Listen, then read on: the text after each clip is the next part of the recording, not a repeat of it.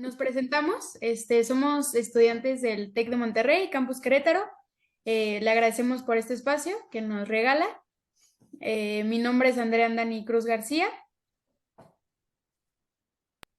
Hola, buenas tardes, doctor. Yo soy Ael Jesús Molina Benítez y soy estudiante de Ingeniería en Biotecnología. Un gusto. Buenas tardes, doctor. Mi nombre es Alberto Patiño Hernández y soy de Ingeniería en Alimentos. Un gusto también en conocerlo.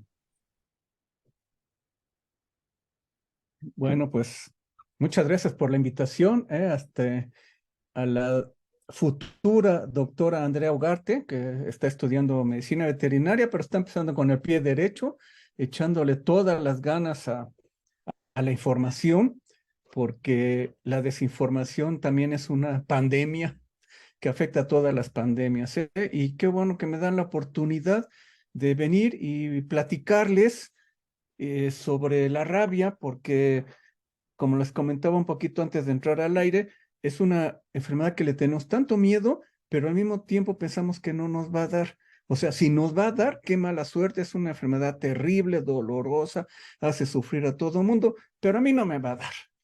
Entonces, yo quiero hablarles un poquito de la rabia y vamos a ver si quitamos un poco de mitos y Doctor, le damos ganas.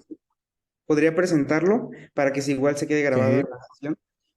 Contamos con la ahora. presencia del doctor Juan Antonio Montaño. Es médico veterinario subtecnista por la UNAM y doctor de Ciencias de la Vida, Inmunología como lo conocemos, por la Universidad de París.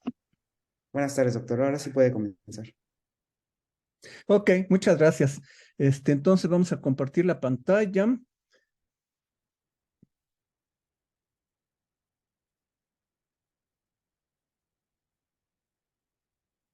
Y yo en mi plática la llamé las variantes del virus de la rabia y su aplicación en el control de las enfermedades, porque ¿para qué queremos saber cuál es el origen del virus de la rabia o cuál es la especie si no la vamos a utilizar para el control de las enfermedades? Esto se llama inteligencia epidemiológica. Inteligencia en el sentido del Estado. Ya ven que pues muchos estados, si no es que casi todos, me refiero a los gobiernos de los países, tienen un servicio de inteligencia. Inteligencia quiere decir información para tomar buenas decisiones. Eso es lo que hace un servicio de inteligencia. No es tanto espionaje, pero esa información a lo mejor es casi lo mismo.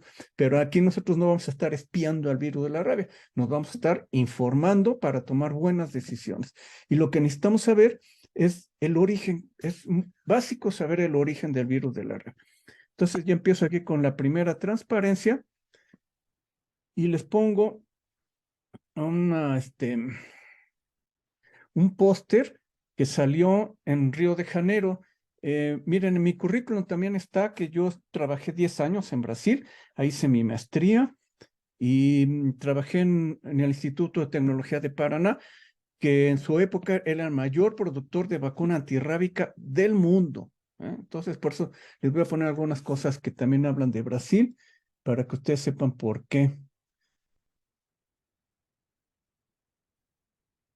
Entonces, dice Río de Janeiro confirma nuevo caso de rabia canina y ponen un murciélago.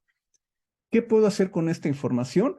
Y yo le digo aquí, si todavía afecta a una persona, entonces los medios dirán rabia humana.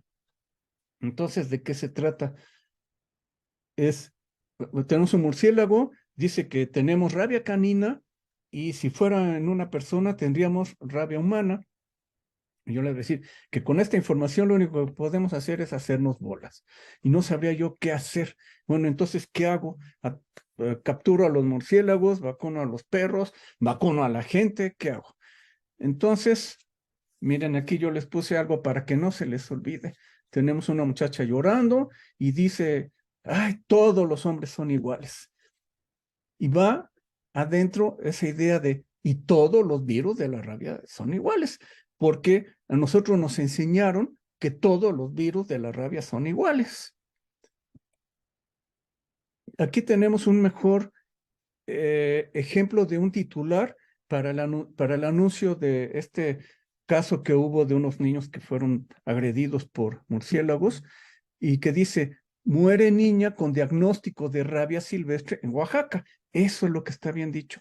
¿Qué puedo hacer con esta información? Todo, porque tengo un caso en una persona y la obtuvo por rabia silvestre. Entonces, tuvo un diagnóstico de rabia silvestre. Esto es lo que se debería tratar cuando se da la información. Y luego, ¿qué puedo hacer con esta información? La cosa es que yo no puedo leer aquí bien porque se me ponen mucho... Ahí. ¿Gusta que lo lea? Confirma que... Bueno, ya lo leí. Es que tengo aquí todo como si fuera la central, una central área, y tengo fotos por todos lados, imágenes y cosas para controlar la pantalla. Entonces, no veo bien la pantalla. Pero ahorita ya confirman casos de rabia humana, y lo puse ahí, transmitida por gato doméstico en Nayarit. ¿Qué puedo hacer con esta información? Nada, porque no existe ni una variante humana, ni tampoco una variante felina del virus de la rabia. Entonces, ¿de dónde adquirió la rabia esta persona? Pues quién sabe. Al decir que es rabia humana, miren, para que definamos bien las enfermedades, porque las enfermedades deben tener los nombres correctos. Hasta hace poco tuvimos un problema porque teníamos un brote de viruela del mono. ¿Y qué pasaba? Hasta los médicos creían que la transmitían los monos. Y no, esta rabia, esta viruela la transmiten en África los roedores. Lo que pasa es que fue descubierta en un mono porque le dio a un mono, pero eso no la hace la viruela del mono. Entonces, todo mundo se quedó con la viruela del mono y hay que acabar con los monos cuando quedan los roedores. Y al final sí pasó a ser una viruela humana porque ya se transmitía entre humanos. Al final ya era una enfermedad humana. Aquí sí, la viruela del mono, la verdad era una viruela de los roedores, digamos, variante humana. Pero no existe una variante humana del virus de la rabia, felizmente. ¿Eh? El COVID o la COVID era realmente una enfermedad humana. Se pasó de los murciélagos al ser humano y ya no necesitábamos a los murciélagos, ya era humana. Y nosotros felizmente no tenemos rabia humana. No existe esa rabia humana. No existe una rabia entre humanos. Siempre la adquirimos de un animal. Puede ser un gato doméstico y el gato doméstico la puede transmitir de un perro o de rabia silvestre. Yo ahorita ya les voy a explicar que tampoco existe una rabia felina, ¿eh? Lo que el gato transmite es rabia canina. Pero bueno, no existe ni la variante humana ni felina del virus de la rabia. Entonces, ¿por qué creemos lo que creemos?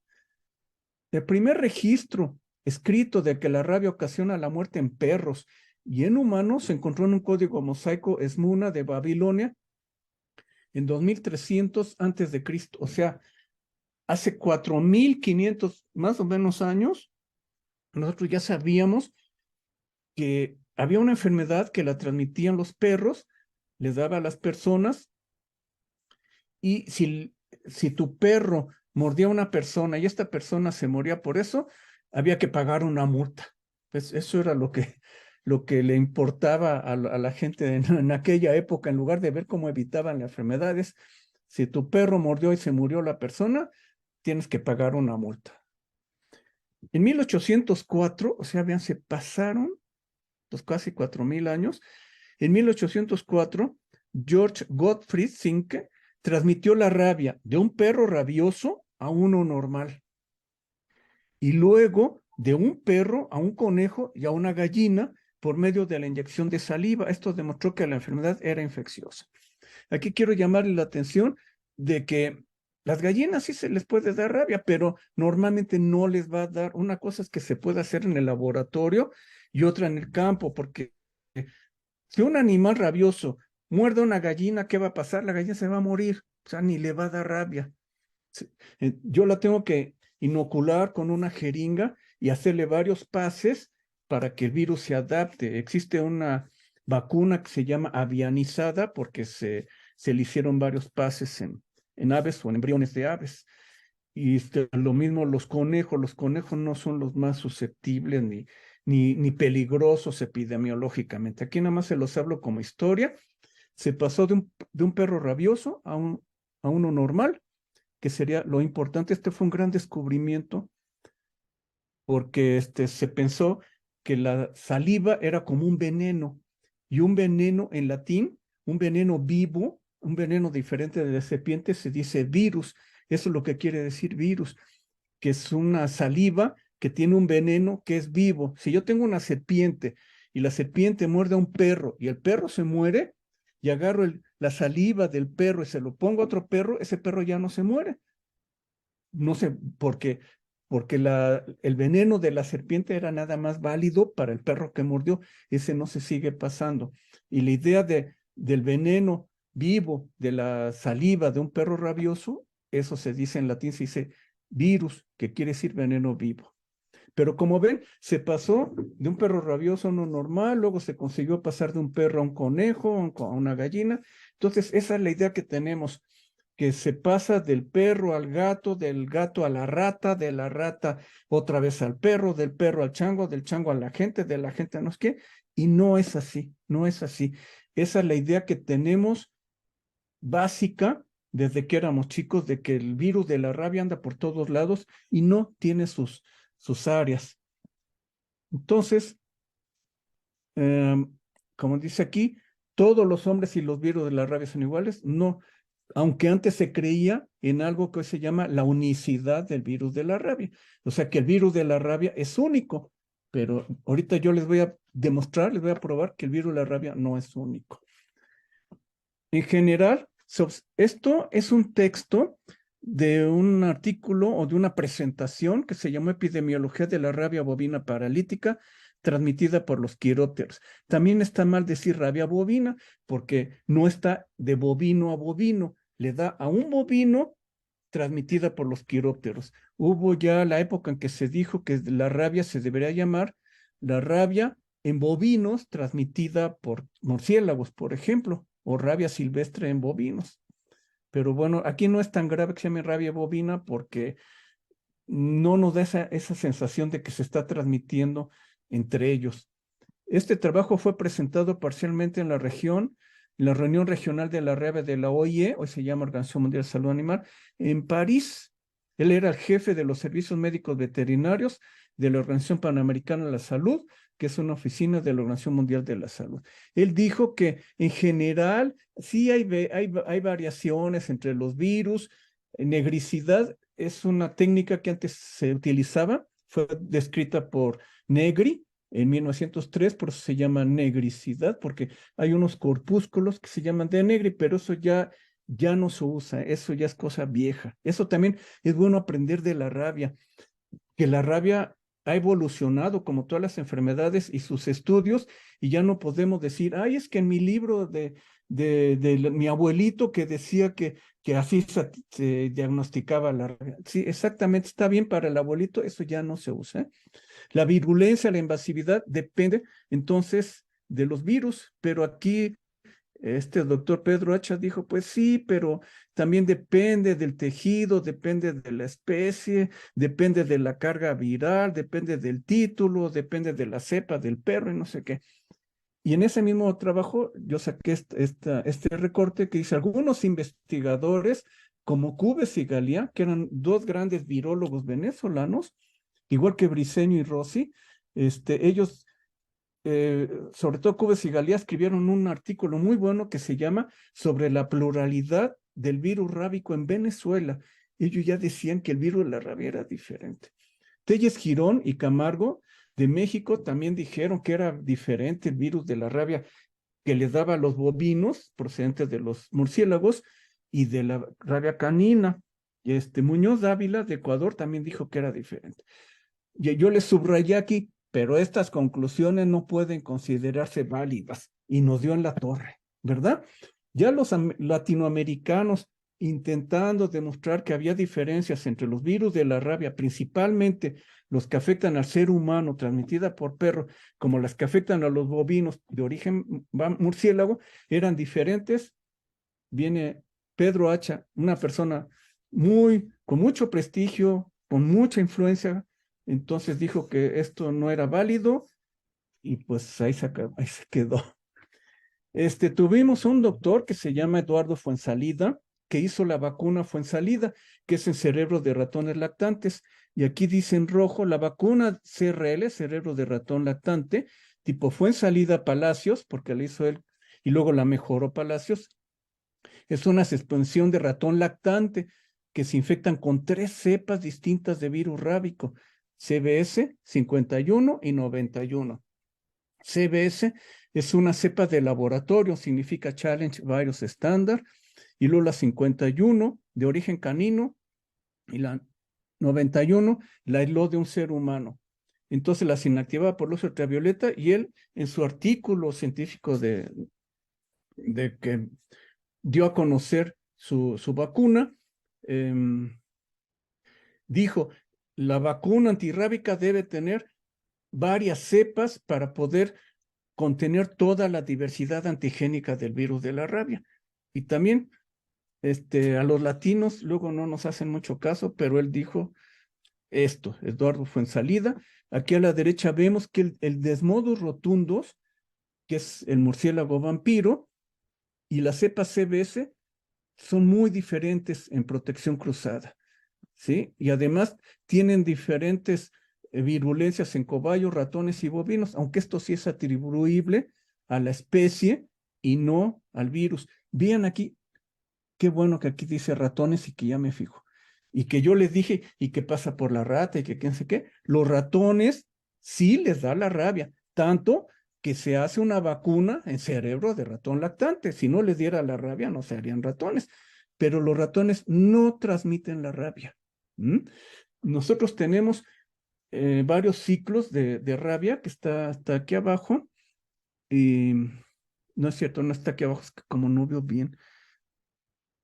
Me gustaría quitar esto.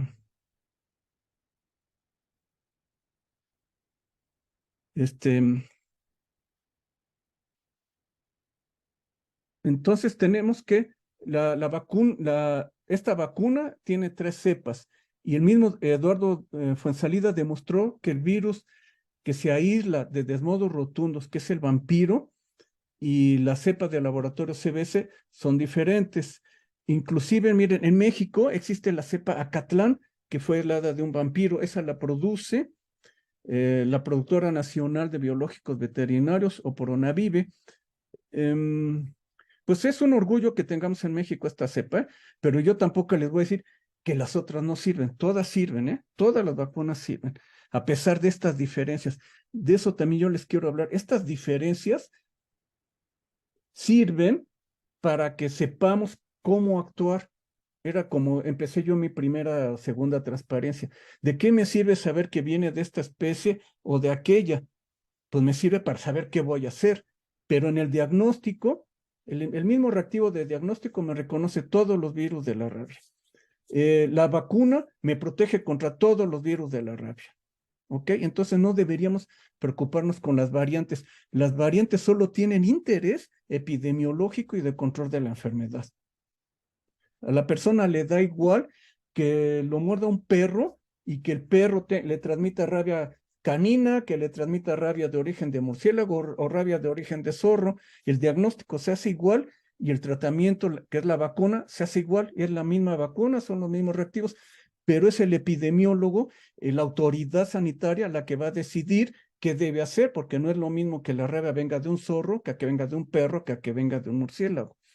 Entonces les estaba yo aquí volviéndoles a decir, los ratones sí les da la rabia, pero ellos no tienen importancia epidemiológica, e inclusive si a ustedes los muerde un ratón, las autoridades sanitarias no los van a vacunar, ¿eh? Eso es lo más probable. Tenemos aquí entonces, yo dividí esto, se empezó a hablar ya de los ciclos de la rabia. Y entonces teníamos un ciclo urbano y un ciclo silvestre. En el ciclo silvestre yo puse aquí 2, porque es un ciclo silvestre terrestre y un ciclo silvestre aéreo. Para no hacer los bolas nada más en 2, rabia urbana, rabia silvestre. La rabia urbana, el reservorio es el perro y la variante es la rabia canina, la variante canina.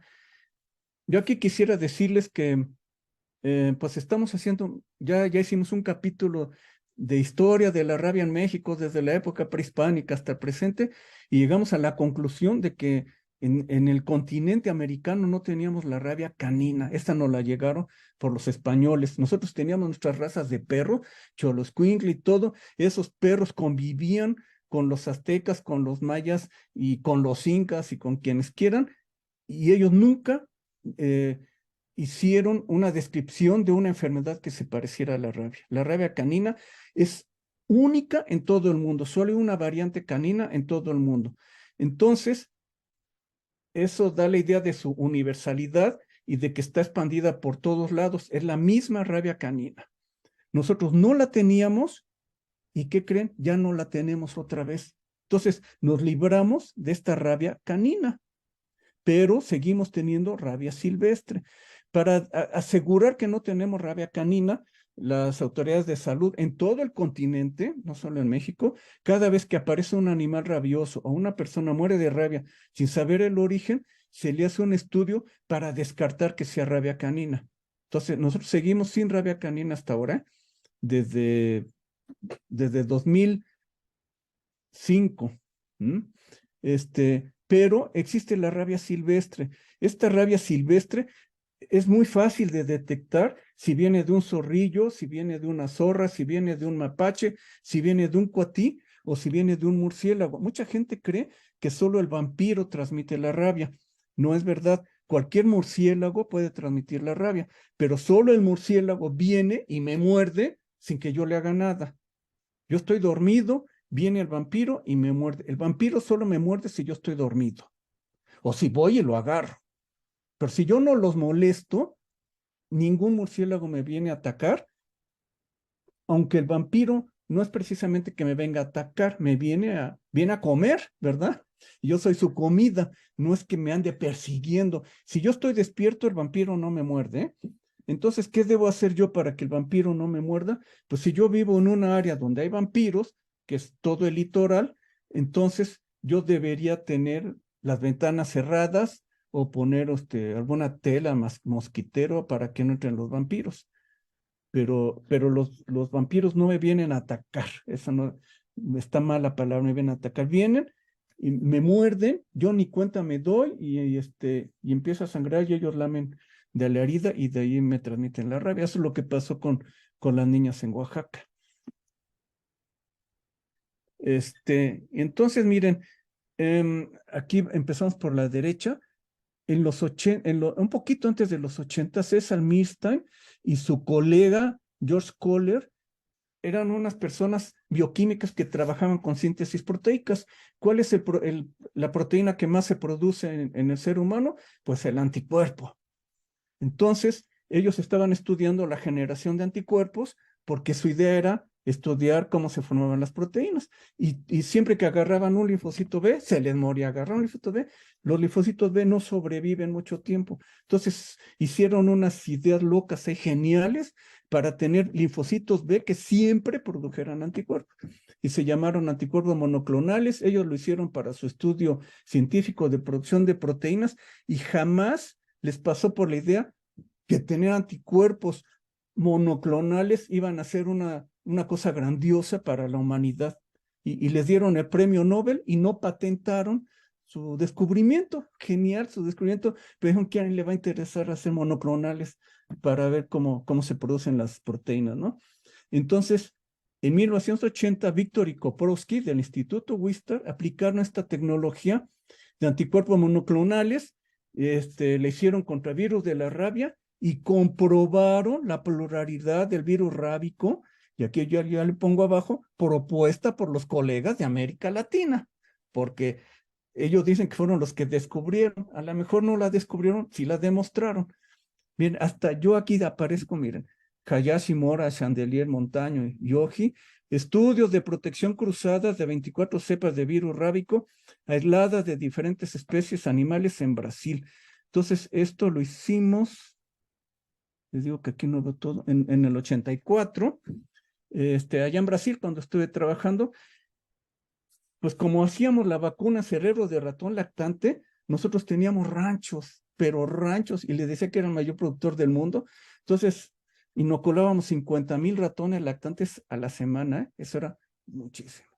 Y yo les pedía, pues denme 2,000, ¿no? Y me guardaban 2,000 y yo con esos 2,000, que es mucho también, yo pude hacer muchas cosas y entonces hicimos estos estudios de protección cruzada en muchas cepas y realmente vimos que los virus no se parecían. Entonces, vean, yo después, yo tuve la suerte de ir al Instituto Wistar y aprender directamente del doctor Tadeusz Víctor, que es uno de mis padres en la parte laboral. La verdad, cómo me trató bien, me quiso un chorro, todo, me apoyó y entonces él me enseñó a trabajar con los monoclonales ahí en su instituto, en su laboratorio, y entonces ya caracterizamos a los virus de Brasil con anticuerpos monoclonales.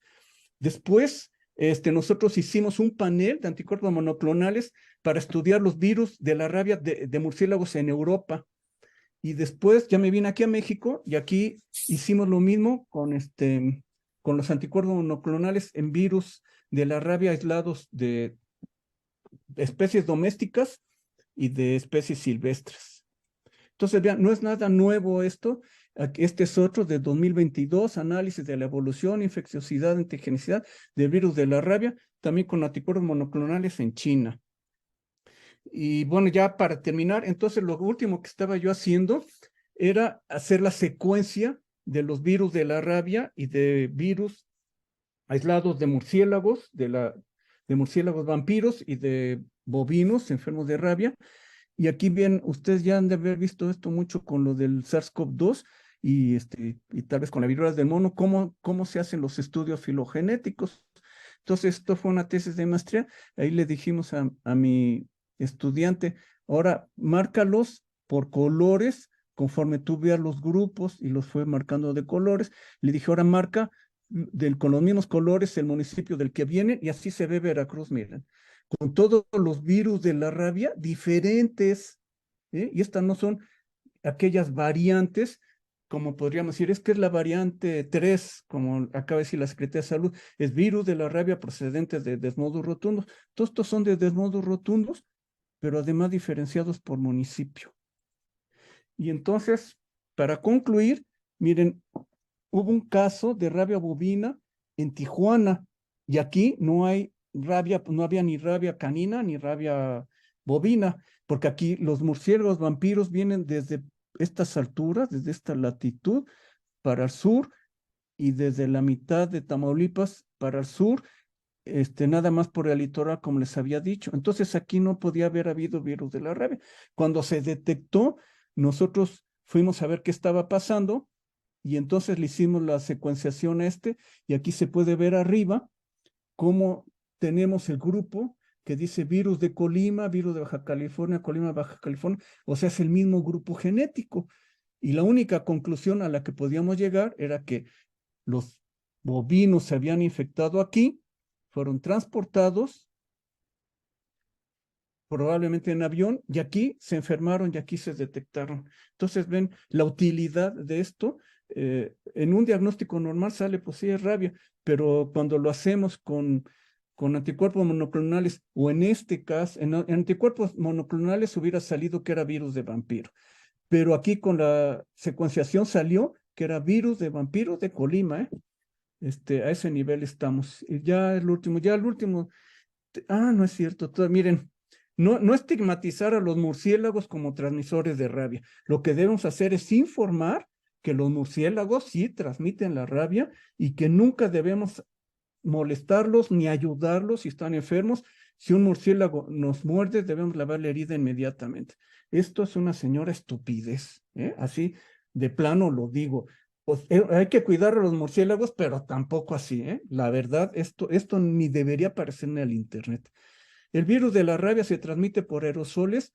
Miren, esa ha sido una idea de mucho tiempo, porque el virus está en la saliva, entonces se podrá transmitir por aerosoles. Hay artículos científicos que dicen que no, que dicen que sí, pero yo digo que no, porque si fuera, ya no tuviéramos murciélagos. Los murciélagos viven en colonias de millones, están todos respirando uno al lado del otro, entonces si uno estornuda, va a enfermar a todos ahí, simplemente con que esté respirando, y se enfermarían todos de rabia y se morirían, así que no se transmite por aerosoles. Esto es sobre la alerta que acaba de dar la Secretaría de Salud y dice muy bien que estos son casos que vienen de vida silvestre, ¿sí? Y este es el aviso epidemiológico y dice muy bien que en toda la región de las Américas solo hubo 2 casos transmitidos por perro en 2020. Entonces seguimos con lo mismo. En todo el continente prácticamente ya no tenemos la variante canina, pero debemos seguir cuidándonos. Y ya que tenemos tanta rabia, ¿no sería mejor vacunar a todos los niños? No, porque eso sería como para arreglar una llave que gotea, poner una cubeta abajo. Lo que hay que arreglar es la llave. Y la llave de la rabia son los perros. Hay que vacunar es a los perros, a los gatos, porque los gatos transmiten la variante canina. Y también pueden transmitir la variante silvestre. Entonces siempre debemos vacunar a la fuente. Tenemos que arreglar la llave en lugar de poner una cubeta abajo, que sería vacunar a los niños. Aquí está cómo se elimina la rabia de los vampiros. Se capturan a los vampiros, se les pone un vampiricida y se sueltan y después se mueren en términos muy breves. Aquí tengo muy rápido.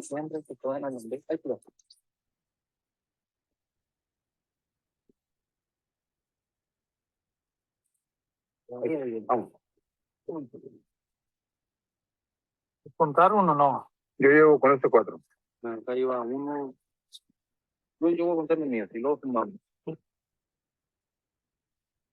Bueno, ya perdón por haberme pasado. Esa fue cómo se controlan los vampiros para disminuir su población. Muchísimas gracias, doctor Montaño. Al final de ambas participaciones nos gustaría hacerles algunas preguntas nada más y pues nos gustaría continuar con el doctor Francisco Monroy. Mi compañero Gael, ¿gustas presentarlo? Por favor. Por supuesto, contamos con la presencia del médico veterinario zootecnista epidemiólogo Francisco Monroy, vicepresidente del Consejo Técnico Consultivo Nacional de Sanidad Animal y profesor del Departamento de Medicina Preventiva y Salud Pública de la Facultad de Medicina Veterinaria y Zootecnia de la Universidad Nacional Autónoma de México. Hola, ¿qué tal? Muchas gracias por la invitación. Estaba yo muy atento escuchando al doctor Juan Antonio Montaño, que siempre nos ilustra con excelentes pláticas. Y bueno, aproveché para quitar algunas diapositivas de algunas cosas que ya mencionó el doctor Montaño, y con el fin de no ser repetitivo, hacer esto mucho más concreto. Yo voy a tratar de enfocarme en algunos otros aspectos para que sea complementaria la plática a la del doctor Montaño y no repetitiva. Entonces, les voy a compartir pantalla, si me lo permiten. Claro, muchísimas gracias. Creo que ahí se empieza a ver, ya se ve. Y la pongo en modo de presentación.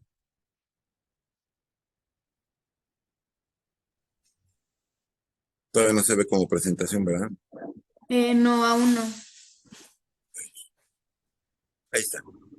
Ya, muchas gracias. Bien.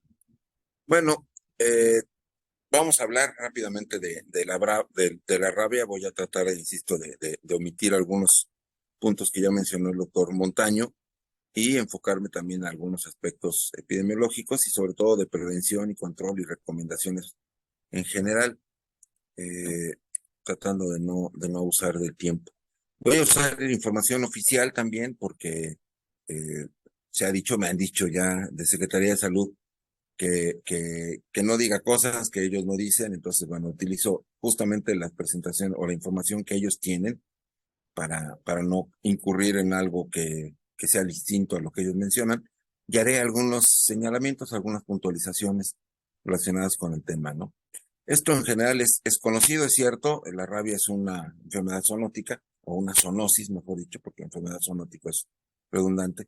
Es decir, es una enfermedad que compartimos nosotros con los animales, con muchísimas especies, y la zoonosis, más del 60% de las enfermedades infecciosas conocidas como emergentes son zoonosis, y justamente el 75% de las nuevas son de origen silvestre, es decir, 3 de cada 4 nuevas enfermedades, conocidas como emergentes, son enfermedades que provienen de la fauna silvestre, zoonosis. A este grupo corresponde la rabia, que como ya escuchamos es una enfermedad que no es nueva, es muy antigua y que desde más o menos los últimos años del siglo XX, las Américas tomaron la decisión de eliminar justamente la transmisión de esta enfermedad a partir de la mordedura del perro al ser humano y prácticamente se ha logrado ya en el continente. México tiene 15 años. Afortunadamente, inclusive con los casos que se han dado, pues seguimos siendo libres de rabia eh, humana transmitida por perro, es decir, de casos de rabia en seres humanos que tengan el origen a través del perro. Esto se ha logrado. Y bueno, tenemos ahora una alerta sanitaria justamente porque pues se han presentado casos, lamentablemente con mortalidad en seres humanos. Nayarit, una persona que no acaba de morir, es decir, está todavía internada con aparentemente muerte cerebral y que pues, seguramente va a terminar muriendo. El caso de los niñitos de Oaxaca, tristemente 3 agredidos, solo una sobreviviente, y de los 2 que fueron agredidos y que ya murieron, bueno, justamente podemos llegar a una serie de conclusiones que voy a mencionar más adelante y que tiene que ver con la atención oportuna de esta enfermedad. La rabia es una zoonosis viral que afecta a todos los animales, tanto domésticos como silvestres, todos los de sangre caliente, todos los mamíferos son, digamos, los involucrados de forma natural, de forma experimental. Las aves también pueden enfermarse, pero no forman parte importante de este ciclo. Todavía en el mundo, en otras regiones, se presentan más de 60,000 muertes humanas cada año. Es decir, esto nos resalta la importancia de las campañas de vacunación que hacemos en nuestro país y que afortunadamente nos han librado de los más o menos entre 70 y 100 casos que teníamos en la última parte del siglo XX y que seguían siendo motivo de preocupación. Sigue lamentablemente habiendo presentación de casos, pero ya no transmitida por perro, sino por población silvestre de murciélagos. Bueno, el ciclo de la enfermedad desde el punto de vista epidemiológico, si recordamos la triada epidemiológica, esta es la historia natural de la enfermedad. Entonces, en nuestra triada epidemiológica tenemos un periodo prepatogénico y un periodo patogénico. En el periodo prepatogénico, esquemáticamente se muestran a los elementos de la triada epidemiológica, que es el agente, el ambiente y el hospedador. El agente es un isovirus de la familia Rhabdoviridae o Rhabdoviridae. El hospedador, ya dijimos, son todos los animales de sangre caliente, pero principalmente estamos hablando de mamíferos, y el ciclo se presenta normalmente casi siempre entre animales carnívoros, que son los que tienen el potencial para transmitir la enfermedad y son los que tienen importancia desde el punto de vista epidemiológico.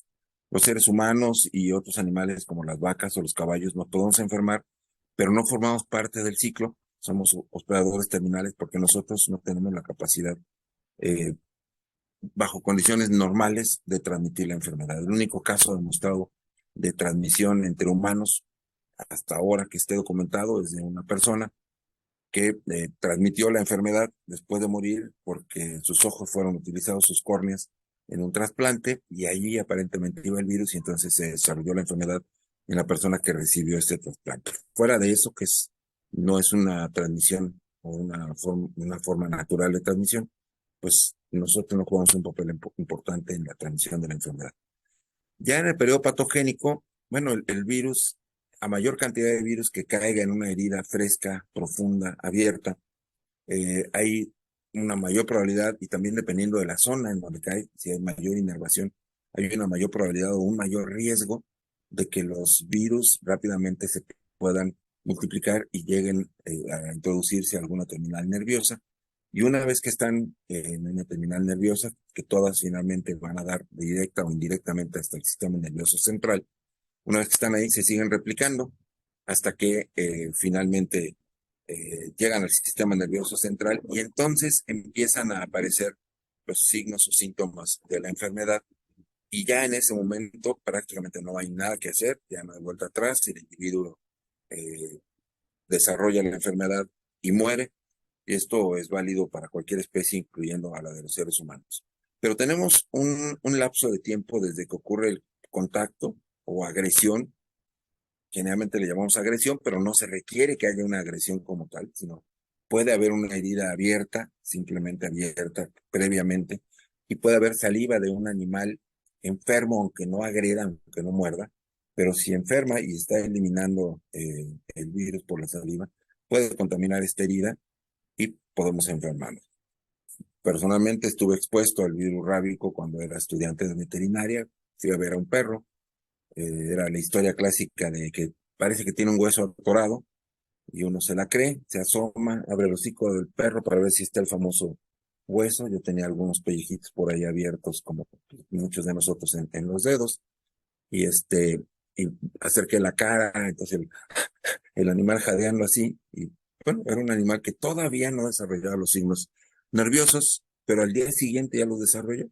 Por lo tanto, esa vacuna fue en salida de la que hablaba el doctor Montaño hace un rato, que venía diluida en formol o formalina, y que ardía como el demonio, pues recibí 14 dosis por por ignorante, por no tener todavía información suficiente cuando era estudiante de veterinaria y por hacer las cosas que no se deben de hacer.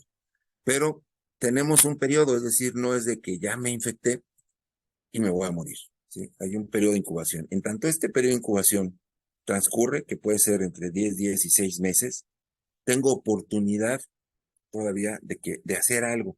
Y hacer algo implica, es lo que conocemos como el tratamiento oportuno, que es la aplicación de la vacuna y además del suero hiperinmune, que es un suero que ya tiene anticuerpos, que es un suero que a veces, si la herida es fresca, se aplica la mitad de este suero directamente en la herida y el resto de manera sistémica para el organismo. Bueno, la cadena epidemiológica, el virus vive normalmente, o se desarrolla, mejor dicho, se encuentra normalmente en la naturaleza, afectando, ya lo habíamos dicho, carnívoros, y estos transmiten a otros, bueno, se convierten en el reservorio. Sabemos que en el caso de la rabia urbana, pues los perros y los gatos son los reservorios, y principalmente los perros. Los gatos son los predadores más bien accidentales. Y algunas especies silvestres son reservorios del ciclo de la rabia silvestre, principalmente el murciélago. La puerta de salida es a través del aparato digestivo, pero sale más bien por glándulas salivales, que llega directamente del cerebro a las parótidas y por ahí se elimina la carga viral. Y el mecanismo de transmisión es a través de la mordedura de un animal infectado por contacto directo, o bien, como decía yo, simplemente la saliva infectada sobre una herida fresca reciente en las manos o en cualquier parte del cuerpo del individuo. Si son las manos, hay mucha inervación, más rápidamente o más probablemente el virus puede caer sobre una terminación nerviosa y llegar al sistema nervioso central. Y en el caso de la niñita que sobrevivió a las mordeduras de murciélago en Oaxaca, en Palo de Lima, en esta comunidad alejada, eh, pues sobrevivió aparentemente porque la mordedura la tuvo en la espalda, en la parte baja de la espalda, donde hay muy pocas terminaciones nerviosas. Yo me acuerdo cuando me pusieron las vacunas, yo ya no aguantaba el vientre, porque a la séptima vacuna estaba yo que ya no soportaba por el dolor. La enfermera desde el primer día me dijo, te la pongo en la espalda, no duele en la espalda. Y yo, ¿cómo la espalda? Va a doler horrible, no voy a poder sentarme, no voy a poder dormir. Y no, realmente en la octava dije, está bien, póngamela donde quiera, y me la puse en la espalda y las 7 restantes, pues sentí el piquete y sí ardía un poquito, pero nada que ver con las primeras 7, ¿no? Entonces, es una zona insensible la espalda y en general es una zona poco inervada. Entonces, al haber tenido las mordeduras esta niña pequeña de 2 años en esa zona, y además era una zona relativamente lejana al cerebro, eso es lo que se piensa que dio una evacuación mayor y que el tratamiento alcanzó a ser oportuno en el caso de ella, a pesar de que no se dio, digamos, sino hasta un mes después la atención a estos niñitos, lamentablemente, ¿no? Y entonces entra a través de piel o mucosas abiertas, con una solución de continuidad, y llega decíamos, a los hospedadores, a nuevos hospedadores, que son animales de sangre caliente, excepto aves que sí enferman, pero que no forman parte del ciclo de manera normal. Y bueno, hay una serie de medidas que lleva a cabo el gobierno. El enfoque se busca que sea el enfoque de una salud, es decir, que diversas instituciones que lo proponen, la Organización Mundial de la Salud, la Organización Mundial de Salud Animal, antes OIE y la FAO, han recomendado que se maneje de manera integral, y la rabia es una de las enfermedades que se ha manejado de manera integral desde hace muchos años, con las acciones que se llevan a cabo por parte del sector salud en población animal. Es decir, va en dos sentidos las campañas de prevención de la rabia. Una es reducir el número de perros que deambulan en las calles a partir de las campañas de esterilización y la promoción de la tenencia responsable de los perros. Y por otro lado, pues la aplicación masiva de vacuna antirrábica al 100% de los perros y de los gatos del país. Esto se logra normalmente con campañas de vacunación que implican una vez al año, normalmente en la época de primavera, porque la gente tiene la creencia de que el calor favorece la transmisión del virus. En realidad, el virus sí se transmite más cuando comienza la primavera, pero esto es porque está asociada a la presentación de los ciclos estrales de las perras, es decir, las perras entran en celo más en primavera, y al ver una perra en celo, pues hay jaurías detrás y entonces se incrementa la tasa de contacto y por tanto hay una mayor probabilidad de transmisión. Los picos de, de, de rabia, de casos de rabia en perros, se presentan más altos en esa época. Y entonces es un buen momento para vacunar. Pero dado que en nuestro país las perras, por las condiciones de radiación solar, pueden llegar a tener más de un ciclo al año, dos, y que estos se presentan normalmente en otoño, en el otro equinoccio, entonces se hace otra campaña de reforzamiento en esa época, justo por el otoño, en septiembre, ¿no? Y tenemos entonces dos campañas que además cubren a la población de perros que nacieron en primavera o como consecuencia del celo de primavera, mejor dicho, y que no están vacunados. Entonces, por eso se hacen estas dos campañas, la campaña nacional y la de reforzamiento, en zonas de alto riesgo particularmente, en zonas donde se sabe que todavía pueda ser endémica la enfermedad o que haya un mayor riesgo de que los perros convivan con especies silvestres que les puedan transmitir la enfermedad. Y por otro lado tenemos en el caso de población bovina y de caballos y de otras especies que pueden ser afectados por la rabia silvestre, pues se tienen las campañas de control de población de murciélago hematófago a través de las capturas, como ya se mostró, y de el uso de sustancias vampiricidas.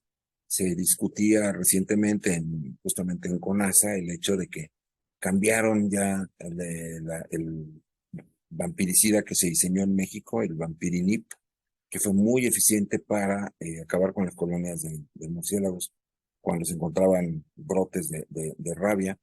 Y entonces ahora se está utilizando una sustancia que parece que no es tan efectiva como el famoso vampirinip, que es un vampiricida elaborado con warfarina, que fue diseñado, digamos, en el Instituto Nacional de Investigaciones Pecuarias. Bueno, eh, vemos que estas son gráficas que muestran los avances en términos de vacunación, cómo se ha logrado a lo largo de los años.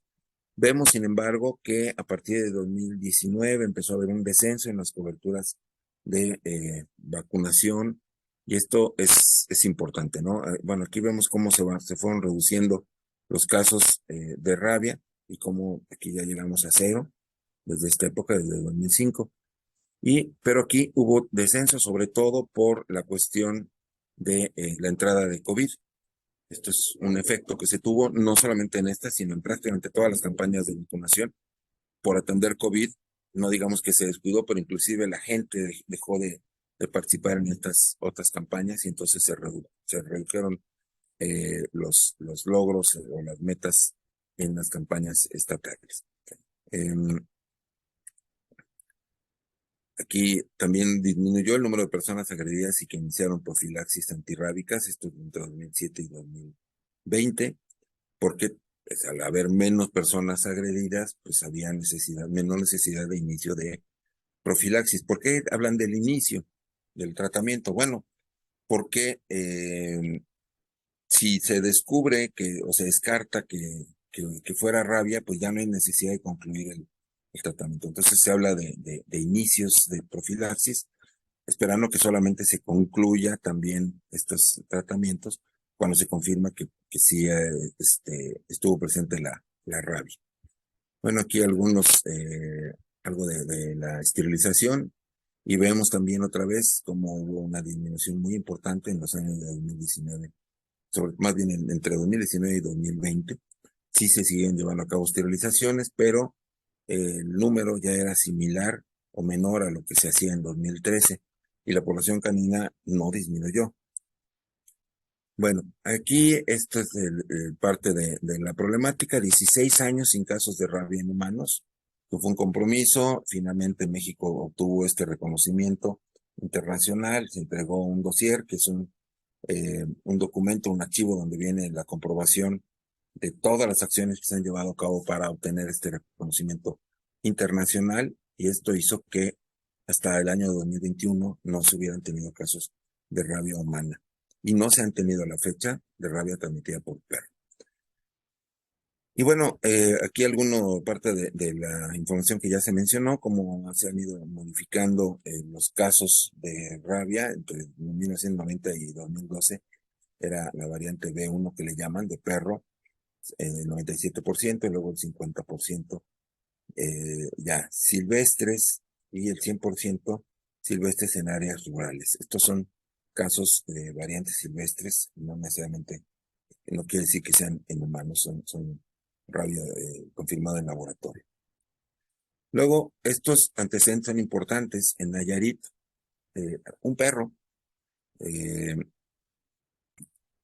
fue sospechoso de rabia, un agresor que tenía conducta, tenía la vacuna, mordió a un niño, pero finalmente fue negativo por inmunofluorescencia. Después un gato en Veracruz, también se dice que fue un falso positivo, y gatos en Yucatán, en donde se supone que hay 2 brotes. En un caso se trata de un adulto con signología, tuvo contactos de riesgo grave. Un cachorrito, también en otra fecha, muy probablemente relacionados, 3 contactos de riesgo grave, y aquí sí resultaron positivos. Es decir, empiezan a prenderse por ahí algunas lucecitas de que los virus siguen circulando y que tienen la posibilidad de estar en contacto con animales domésticos a través de animales silvestres. Yucatán, Nayarit son zonas endémicas de rabia silvestre, y si los animales domésticos están en contacto con ellos, pues pueden transmitir. El famoso caso de Tlaltizapán, en Morelos, se supone que fue un falso positivo, es decir, originalmente había dado positivo, pero después se descartó. Todas las pruebas siguientes dieron negativas, entonces la autoridad afirma que no era un caso positivo. Y bueno, también vemos aquí una gráfica de toda América Latina de casos de rabia humana por perro y murciélago en América Latina. Entonces, rabia humana por perro, que es esa línea roja que va en descenso desde el año 82 hasta que pues prácticamente ya desapareció por ahí es cada vez más poco frecuente, digamos, en este siglo XXI. Sin embargo, los casos de rabia, en casos humanos de rabia transmitido por murciélago, vemos que pues hay una tendencia más o menos a mantenerse, ¿sí? Se han reducido también los casos de rabia en perros, y esto es la razón por la cual también pues, los casos de rabia humana han descendido tan drásticamente en estos últimos 30 años. Y esta aquí no alcanzo a ver, es rabia humana transmitida por fauna silvestre entre 2000 y 2020. Entonces, vemos estos casos. Esta gráfica es poco ilustrativa porque, bueno, es poco explícita, digamos, porque hablamos de 52 casos de rabia humana, pero se ve con poca claridad porque son muy poquitos el número de casos, ¿no? Y por perro, donde ya prácticamente desapareció desde 2006 y solamente persiste por animales silvestres en unos cuantos casos, 1 o 2 casos al año ya en los últimos 15 años, ¿sí?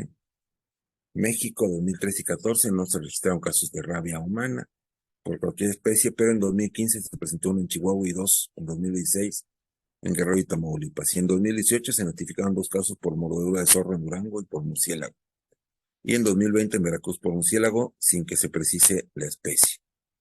En todos los casos, sin acudir a recibir tratamiento antirrábico, debilidad del sistema de salud, se carece de percepción del riesgo. Es decir, hace falta informar a la población humana que vive en estas zonas que existe este riesgo, que tomen medidas y que si ocurre alguna agresión, pues que hay que acudir al médico de inmediato, porque mientras más pronto se va, ya dijimos, más probabilidad hay de que las vacunas hagan efecto.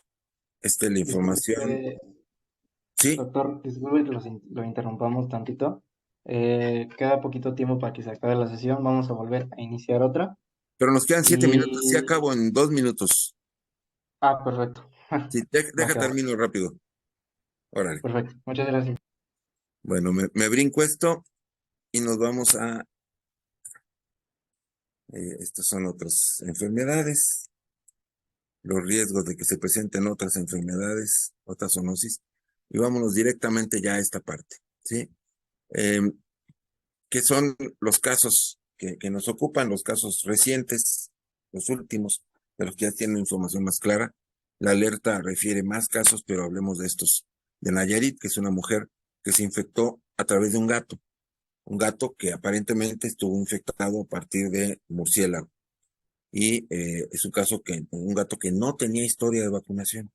Entonces, el punto aquí es, hay que vacunar a los animales domésticos, porque ellos son la vía de transmisión hacia nosotros, ¿sí? Esta persona lamentablemente está en un estado en que difícilmente va a sobrevivir, todavía no ha muerto del todo, digamos que tiene muerte cerebral, y lo más probable es que pues, termine en la muerte de la persona.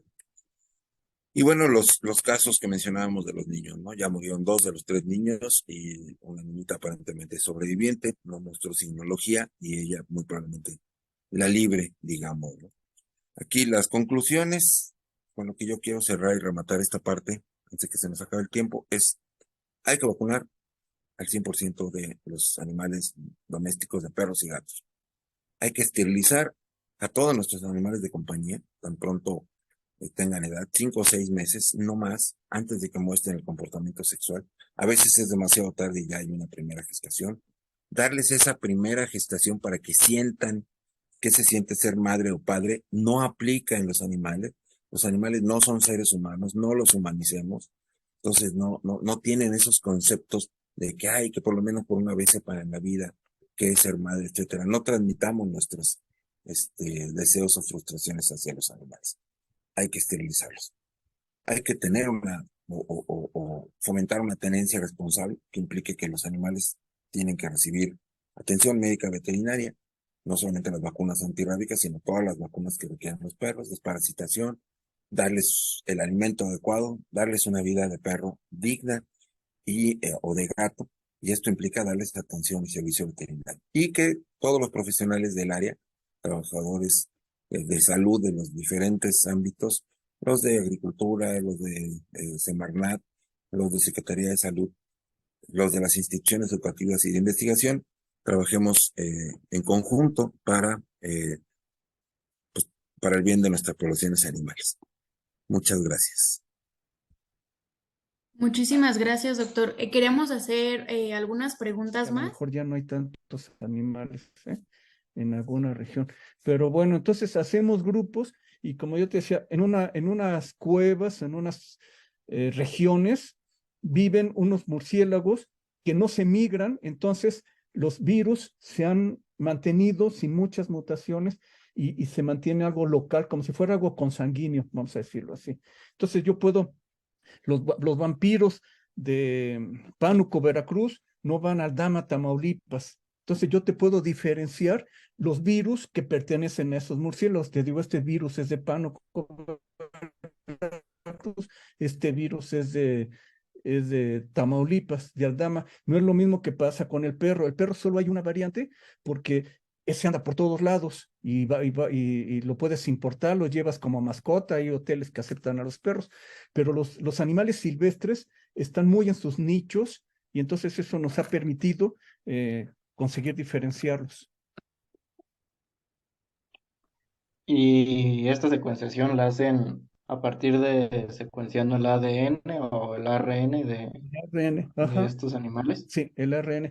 Ah, ok. Y además el hecho de que encontremos nichos, que yo te diga, el virus pánico está aquí, aquí está el virus Aldama, me hace pensar en que yo puedo tener una estrategia. Ya no tengo el virus de la rabia en todo el continente americano, desde Sinaloa y Tamaulipas hasta Argentina. No, ahora ya lo tengo en este municipio y yo podría dedicarme a combatir, a controlar la población de vampiros que están en Aldama, las que están en Pánuco, los que están en Coatzacoalcos, los que están en Colima, sin preocuparme en todo el país, que eso es como de locos. Hay que cortar el pastel en rebanaditas para comérnoslo bien, ¿no?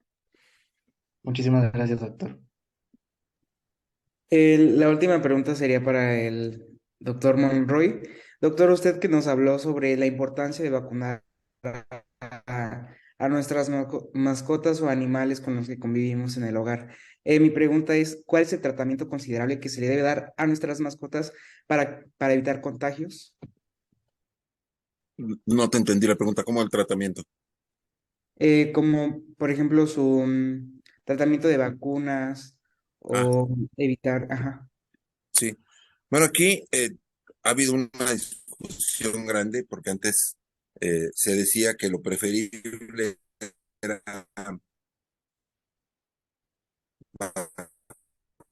vacunar animales a partir de los 2 meses en adelante y las autoridades, sin embargo, han recomendado vacunar desde el mes de edad porque se han presentado casos bueno, se llegaban a presentar casos cuando el perro era el principal transmisor de la rabia, de cachorritos que transmitían la enfermedad y que se infectaban a muy temprana edad, es decir, animales de mes y medio o 2 meses estaban ya transmitiendo la enfermedad. Eso hizo que se bajara la edad de la vacuna inicial a 1 mes. Eh, los inmunólogos no vieron con buenos ojos esto porque decían que era más probable que interfiera con la inmunidad materna. Entonces, como que se ha llegado al acuerdo de que, bueno, está bien que se vacunen a los cachorros a esa edad, pero hay que poner un refuerzo a los 3 meses para que este es el que, digamos, que garantice que sí va a haber inmunidad y a partir de ahí un refuerzo cada año. Se sabe, digamos, que puede que no sea necesario, pero hay vacunas que duran, digamos, 4 años o más dando inmunidad a la población. Sin embargo, la recomendación en nuestro país es que se vacune anualmente a todos los perros. ¿Por qué? Bueno, porque la única forma en que podríamos tener la garantía que realmente se tiene la inmunidad requerida sería hacer pruebas inmunológicas en la población, por títulos de anticuerpos. Y esto, pues generalmente no se hace. Y además, sabemos que en general la población mexicana es poco disciplinada. Y entonces, sí estoy seguro que vacuné al perro, ¿no? ¿Sí lo llevaste este año? Sí. O fue el año pasado, o el antepasado. Entonces, la vacunación se recomienda universal. Cada año hay que llevar a todos los perros a vacunar, ¿no? La pregunta, por ejemplo, de si es necesario vacunarlos 2 veces al año, pues si fueron cachorros cuando recibieron la primera vacuna, hay que llevarlos al reforzamiento en octubre cuando toca, ¿no? Y la siguiente campaña es en abril, pues otra vez y a partir de ahí cada año. Pero sí, sí es muy importante que todos los animales, para que esto funcione, hay que vacunar al 100%, porque nosotros sabemos, ustedes lo saben como estudiantes o pasantes de veterinaria, que pues que la inmunidad no se va a desarrollar en el 100% de los animales. Va a haber algunos que no van a desarrollar esta inmunidad. Entonces, en la medida que nosotros incrementamos la cobertura de vacunación, tenemos más probabilidad de que haya por lo menos un 80% de la población inmunizada. Entonces, una cosa es vacunar y otra cosa es que el 100% de los vacunados hayan generado inmunidad. Entonces, sí hay que vacunar al 100% y desde pequeñitos los perros deben de recibir esta vacuna y sus refuerzos. Pero la recomendación es quien tenga un perro que lo lleve al veterinario y que el veterinario, dadas las condiciones locales, haga las recomendaciones pertinentes. Esa es la principal recomendación. Muchas gracias, doctor. Muchísimas gracias a ambos por su tiempo, por este espacio. Damos por finalizada la sesión y gracias por información tan valiosa, por dejarnos aprender tanto y pues a la población también que nos va a escuchar. Gracias por todo y el lunes esperamos subir dicha grabación para además gente que nos guste escuchar, que los guste escuchar y muchísimas gracias por todo. Bien. Gracias a ustedes.